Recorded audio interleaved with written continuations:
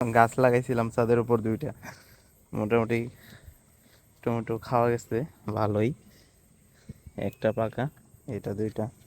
এই গাছ এইখানে আছে আরো তিনটা চারটা, এইখানে আরো তিন চারটা। দুই গাছ থেকে মোটামুটি ভালো টমেটো পাওয়া গেছে। অনেকদিন পর রাতে ছাদ বাগান দেখতে আসলাম, সময় পাই না আসলে আসার জন্য। এই তো টমেটো গাছ থেকে কিছু টমেটো আর এই গাছগুলোকে দেখতে আসলাম। হচ্ছে ড্রাগন গাছ, এই যে ড্রাগন ফল আসছে। তারপরে এই তো একসাথে দুইটা ফল ড্রাগন, ওই পাশে দিয়ে নাই, এইখানে একটা আসতেছে আরেকটা। তো এখানে আরেকটা ডালিম গাছ লাগানো হয়েছে, আর এটা হচ্ছে সজনা গাছ। ওয়াও মাশাআল্লাহ, একটা সুন্দর জিনিস দেখছি। একটা মানে রাতে আসার পর ড্রাগন ফলটারে পাকা দেখতে পারলাম। যে কয়েকটা ড্রাগন হচ্ছে, এখানে একটা এখানে একটা, আর এটা পাকা ড্রাগন।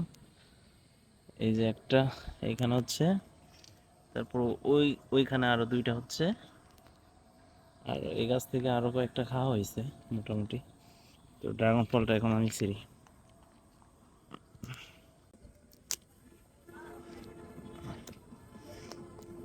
এই তো ড্রাগন ফল, ড্রাগন ফল গাছ দেখতে যত সুন্দর, খেতে যত মজা, তার থেকে আরো এর সুন্দর হচ্ছে এটার কাটা।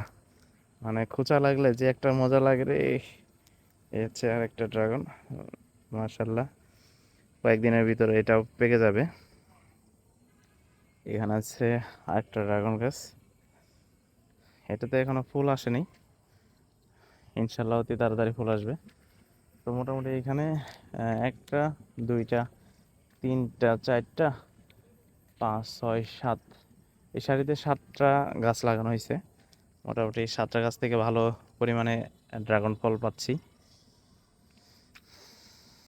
তো যাই হোক, রাতে ছাদ বাগান ভিজিট করতে এসে লাভই হলো।